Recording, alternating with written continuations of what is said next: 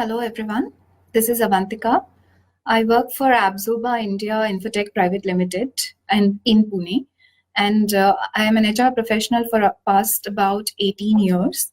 I have mostly been a generalist HR and have been working in mid-size and startup companies, large enterprises, mostly in the role of business partner, leading the business partner space, and also in terms of managing things like acquisitions, mergers, compensation alignment exercise for the whole organization, for appraisal methodologies, newer methods, policies, practices, etc. And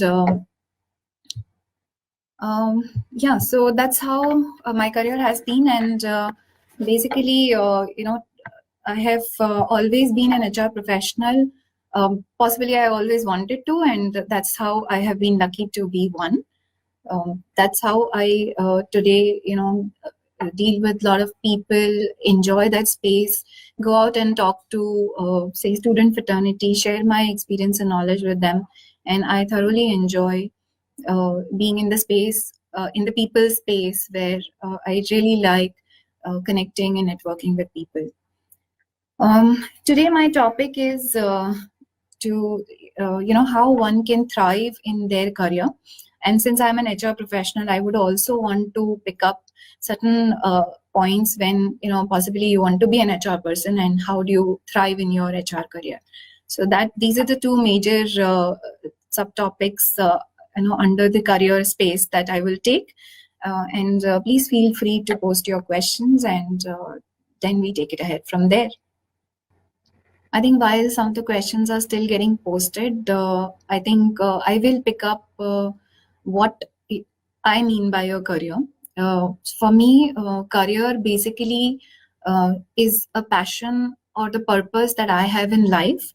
And, that's what I'm looking forward to achieving in my personal space.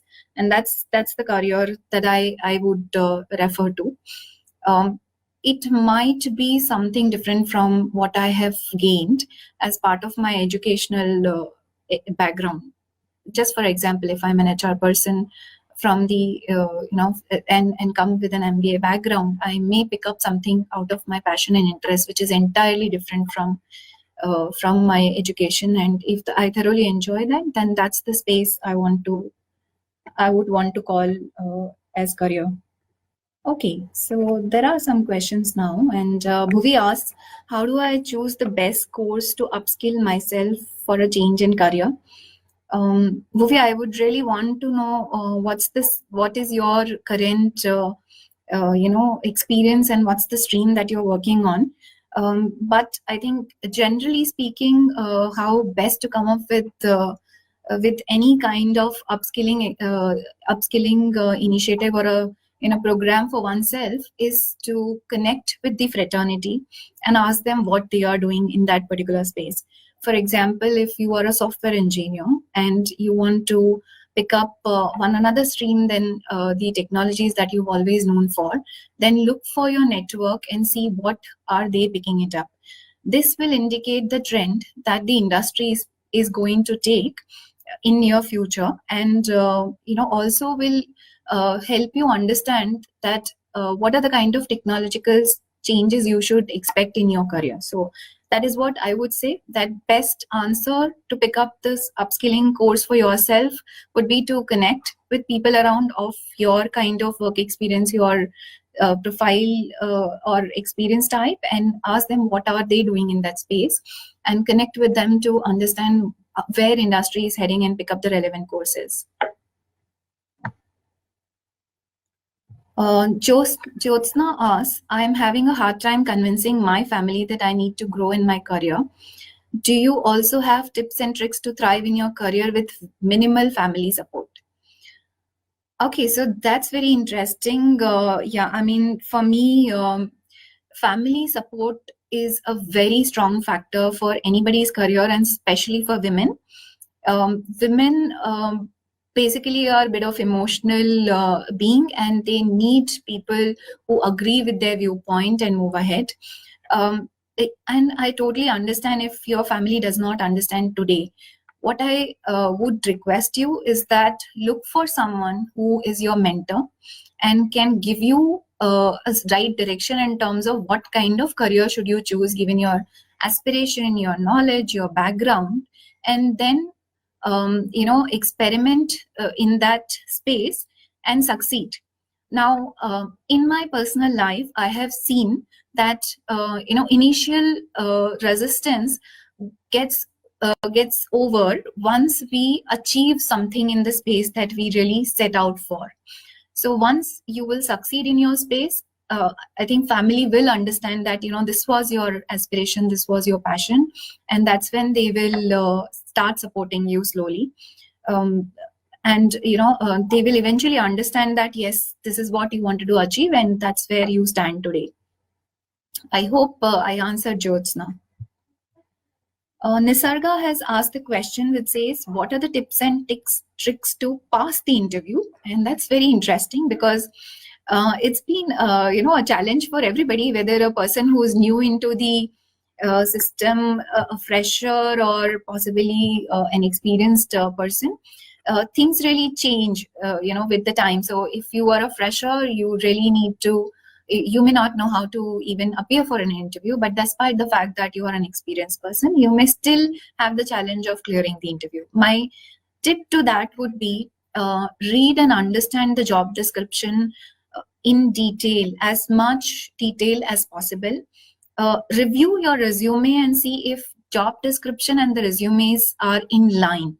So if those two are in line, then at least your 25% of work is done, because the first thing is, the questions come from resume, right? Based on what have you mentioned. So basically, when you are sure that on the job requisition you fit in, and that you have written on the resume, and you feel confident that what you have mentioned on the resume is the space you understand more, then 25% work is done. Now, rest 75 really depends on how much you know your basics. So be clear about it. Maybe have some crash courses where you go through the basics well. Pick the certifications or the technology learning experiences of the choice, which are very, very recent, right? I mean, which basically are existing as of today and also will be useful in near future. So those are the things which you should highlight and mention in your interview. Always try and seek clarity on the question asked. Do not answer those questions in a hurry. It's fair to even ask a clarifying question in an interview and say, hey, I did not understand the question. This way, basically, you try and get some time to put your thoughts together on the answer that you want to give to the interviewer to impress the interviewer. Now, never be in a hurry. I mean, it's never that you've been asked a question and you absolutely immediately have to answer. Take pauses. Think about it. Think about examples more, and the real life examples work better when these are your own examples. You are much more confident in sharing, and hence share those real life examples, and I'm sure you will be able to impress the interviewers. The confidence is the key. Okay, then Nalini asks, I took a break for personal reasons, and I am not married or have kids. I'm afraid if the companies may not be satisfied with the break reason. Some feel my break is worth less. I value my break time as I was doing volunteering activities and spent a lot of time with parents, sister, helped my father in his business, traveled to 2 places for the first time, did organize and help my loved ones. Because I really stay with them. Can you help me with the personal mentor who can review my resume? Now, this is very, very, I think the first thing that I notice is that you have taken the risk in the life, which is really necessary for any career, right? I mean, people who take risks in their career are the ones who, who are preferred over the ones who do not take career breaks, who do not take risks. Now the thing is that that's one good part, and then you have helped in your father's business is another good point that I see. I think pick up these two and make those as your primary primary selling points. Sell it around, and I'm sure you will be able to crack the interviews, because these are very, very important things given any. So when you took the break, despite the fact that it was not for a personal thing like a marriage or kids, it was definitely family. It was for trying your own space, which is volunteering. It is also for picking up your passion, maybe supporting your father's business. These are things, when put in the right form and narrated in the right manner, will indicate the risk taking ability of yours. And then the experience in the period of break would pertain to the volunteering experience and supporting your father's business. Attach these examples back to the role you are picking up and see how those become relevant in the role that you are aspiring for, and then share that during your discussion with the recruiter, and then go ahead and tell the industry that, hey, I did this, and with a proud and confidence, and I'm sure you will be able to crack it. Okay, then there is a question, I think Prativa Nayak has posted. It says, hi Avantika, give me some tips on to click on an interview after a break. So I think I did speak about a little bit earlier in the video, but a couple of more things. For example, when you are on a break, you must invest your time on something which the industry values or the next employer would look forward to. Now, if one goes ahead and says that, hey, I was on a break and I have not picked up a new skill, maybe looked at in a manner. Whereas if you say that, hey, I was on a break, but I have picked up a certification, I've done this self-study, I've read a book on a technology, basically I'm saying that if you add a skill in your break period and then you go out and sell yourself, this is perceived much better, because taking a break in industry is no longer a new thing, and it is also not being looked at incorrectly, or it's not being looked at as something which is wrong. It is, but it has to be substantiated with something which can be proven useful to the next employer. So pick up a certification, pick up a new skill, and talk about that skill or certification in the interview.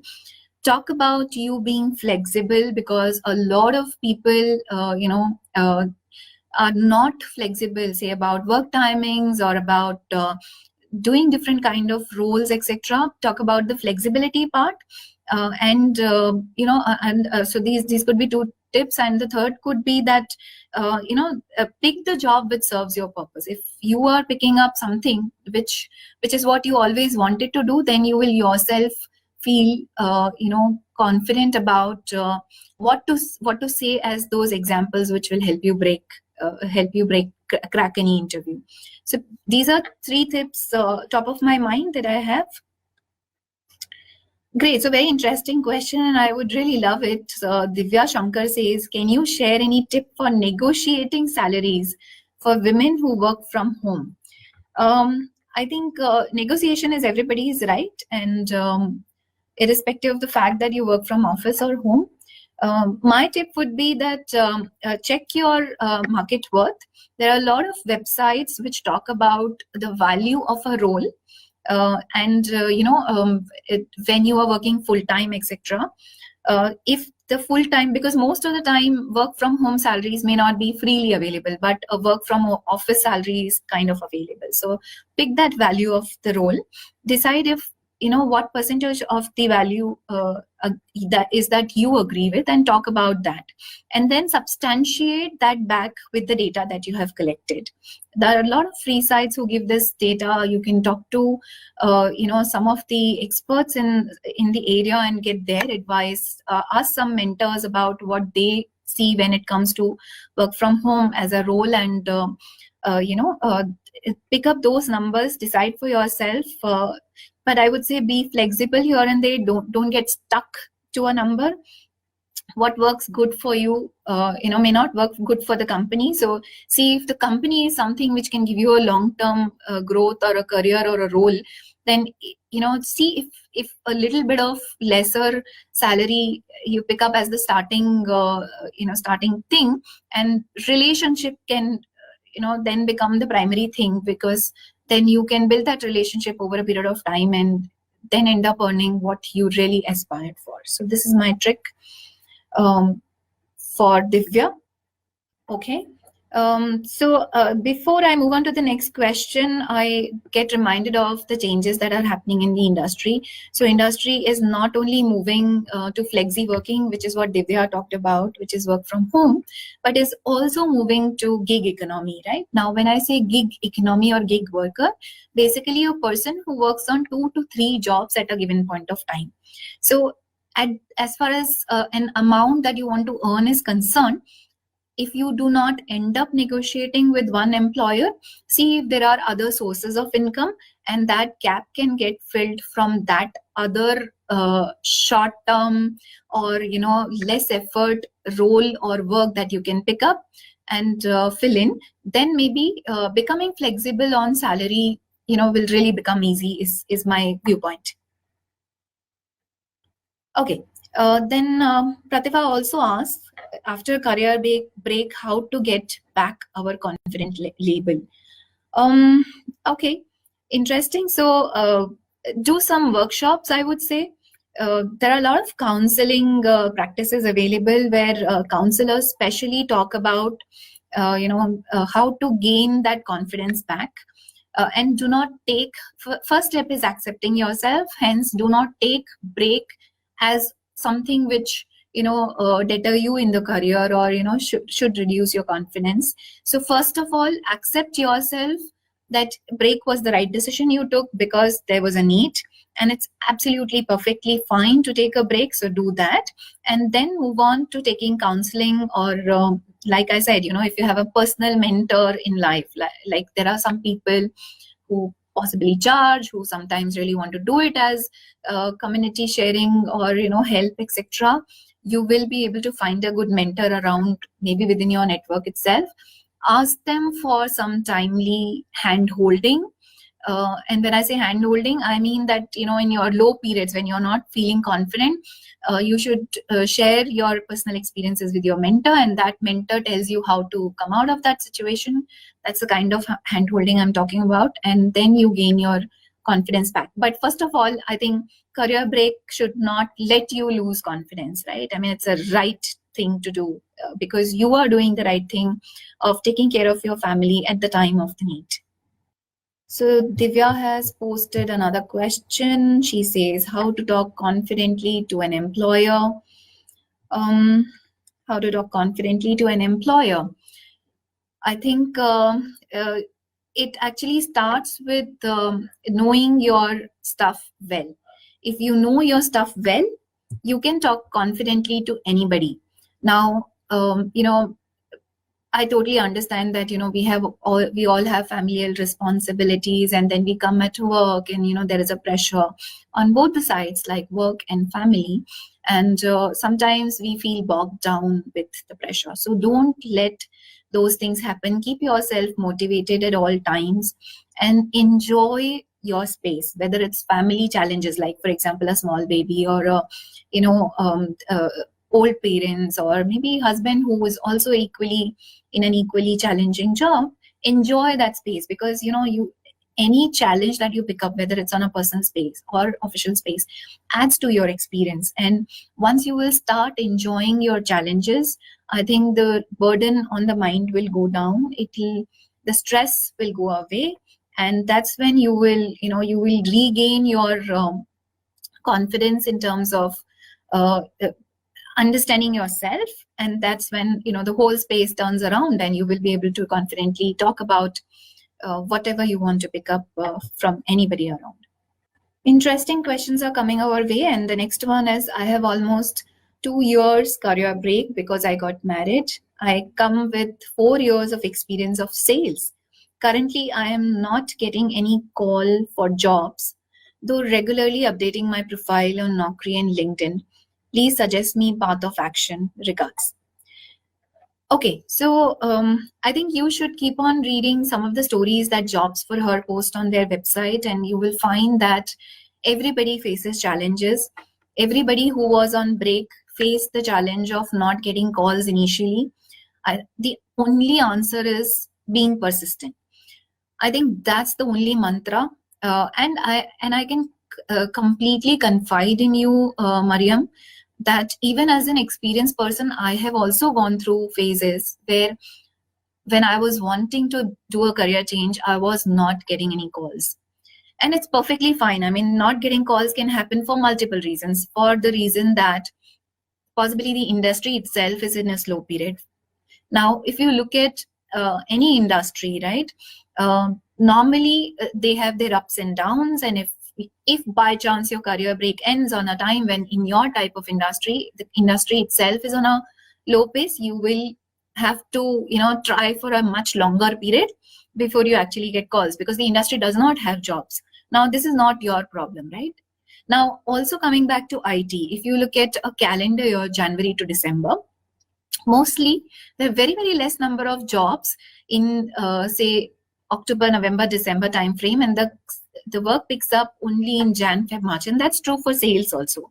Year end, say for US driven companies, is always like a vacation period and holiday time, and this time frame you should definitely expect lesser calls. Whereas if you use the less call period to preparing yourself, picking up certifications, doing newer sales certification, or maybe just doing a volunteering stuff for a startup who is not even willing to pay, just because that is kind of experimenting your skills in the sales space, you can utilize this and then expect something really good starting from say January onwards. So my point is that getting lesser calls by an individual, maybe there can be many factors in the background which may be happening, and may not be your own personal issue. Maybe you are still prepared and well ready, but Mariam, maybe the industry is at around as a low time.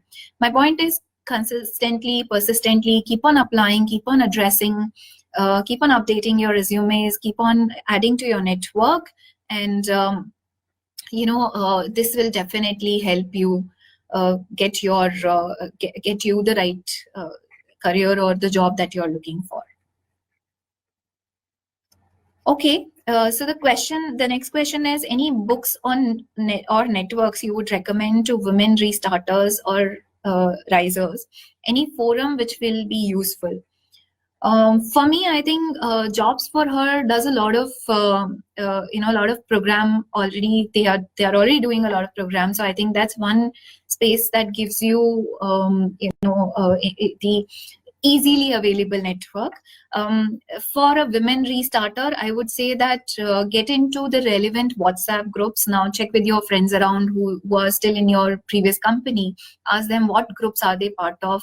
Get added to those WhatsApp groups. And WhatsApp is the fastest information sharing network, right? I mean, there you share not only the knowledge that you want to share with your fraternity, but also the open positions or anything that you want to learn in the newer space, etc. And hence my point is, start with WhatsApp.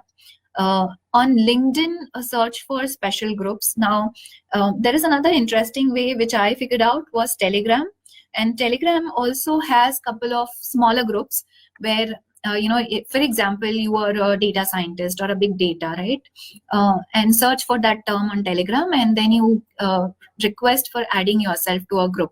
Now, in order to possibly get yourself added to the group, you either have to have an aspiration, you should have studied something, or or that you are pursuing some certifications, etc. And then only the owner of the group might accept you as a person who joins. Things like those may be possible on LinkedIn, on Telegram, on WhatsApp, but there are plenty of groups like that. Interestingly, I heard about a group which was also about book reading. So, say for example, I enjoy reading books. Then how do I do a big book review? How do I share my views about that in a network? There are groups around that, but it really depends on, are you in touch with the right set of people who share similar kind of aspirations as you do? Okay, so Nuzat has posted another question.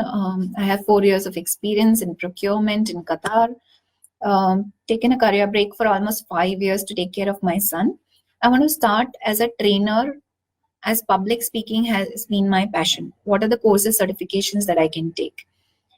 Um, for public speaking, so I wouldn't be able to pinpoint on a particular program, but my point is that start slow, because when it comes to audience, despite the fact that you have a passion, you need to be prepared on the topic. So from any point of view, I would say that if you've already been doing it in past, I don't think you need a course. All you need is brush up your knowledge on a particular topic for which you have passion.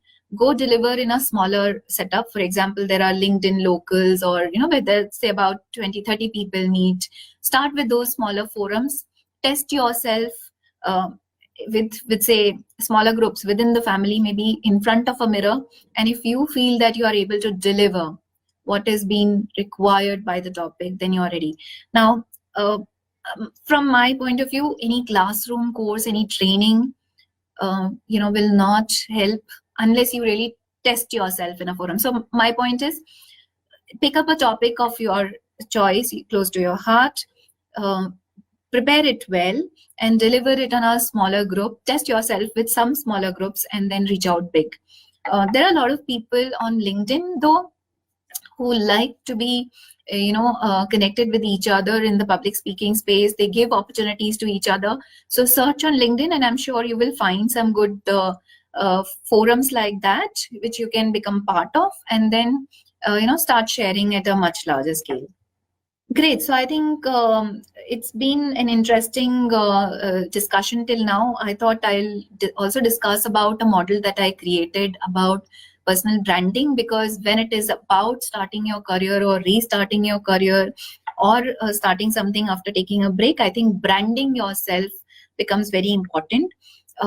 And for me, the branding not only starts by deciding what is your purpose, what's your passion, but is also about writing it consistently across, say, various social medias like LinkedIn, or on your resume, and also around any other forums that you're part of, like something you answer on Quora, or you pick up something in terms of writing or taking a stand on Twitter. The thing is that there has to be a consistent messaging. And for branding, my model is XYZ model. So what is that? So my XYZ model is basically figure out your X factor, right? So what's your X factor? The X factor is your passion. Now, why is that an X factor, right? So why basically is that because it drives you, it gives you a sense of satisfaction, you thoroughly enjoy, you love that. It could be anything, and therefore figure out why is that your passion, and then go out and create a buzz about it. So that's the Z. So X factor, why is that, and the buzz, right? That's the XYZ factor, XYZ model of mine. So create a buzz by posting it consistently on LinkedIn, or like Nusrat want to do public speaking, or say Divya wants to talk about confidence, or Mariam, who's saying that, hey, I'm the best salesperson around. So pick up some shorter term assignments with the say startups, do it free of cost and stuff like that. That's how you create buzz, right? You create that buzz and tell everybody around that, hey, that's my passion, I am ready for it. And that's my branding tip. If that works for you, I think I'll be really happy if the model works for you. Okay, so there are one or two questions, and let me pick those up. Jaya says, what is the best career growth path to take in tech career? Should I make the shift to a management role? I have 5 years of experience. Whether technology or management is a personal choice. I would say that, decide, like I said, what's your passion, what's your purpose? Decide for yourself whether you love technology, because I have seen people who made a shift from technology to management and realized that they loved coding. They really loved learning newer technologies, every day, adding a skill in a given period of time.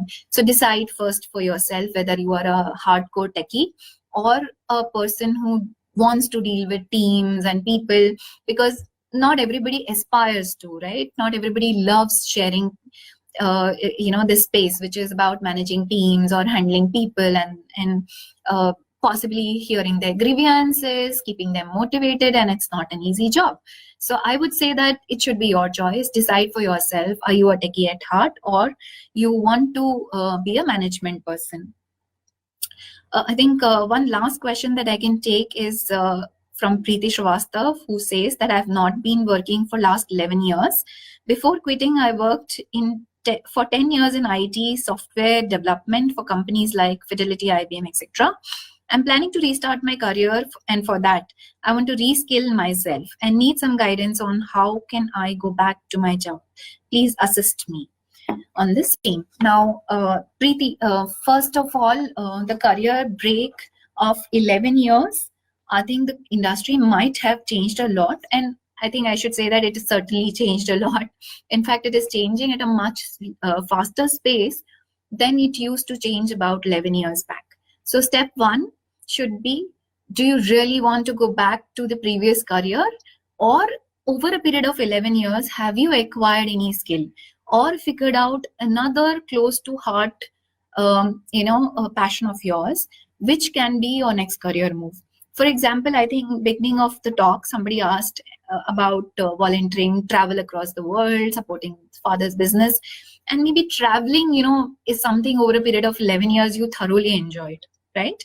If you did that, and then you understand that how managing the whole travel space works, and how will you make somebody else happy because you've gone through that space, and you understand that a vacation will be a very important experience, or lifetime basically lifetime experience for anybody. If you understand that space and you like it, then there is no harm in shifting to the newer space. So first of all, decide whether you want to be in tech, or that over a period of 11 years, have you picked up another skill or interest or passion which you want to pick up as your next career. It necessarily does not mean that 11 years before, if you're a techie, today you should be techie. I think there are hundreds of different opportunities, different roles, different ways one can earn money, and also at the same time enjoy that. So my suggestion would be, decide what do you enjoy. Please pick up that instead of just picking up technology because you were a technology person 10 years back. But if you decide to definitely pick up the technology space, then pick up the relevant certifications, which are also the ones which will be useful in future. For example, artificial intelligence, right? Or something in the data space, or something which really helps you in not only getting the job, but also sustaining it for a period of time, right? Because technology today changes every 3 months, right? I mean, earlier years possibly changed in like once in 4 years, 5 years, etc. So do that, and then go ahead all out. All the best to all the guys who were in the session today, and basically ask those questions. I'm really happy if some of my answers could help some of the questions which were asked here. I think with that note and wishing you all the best, I would like to stop my session here. And thank you all. See you around.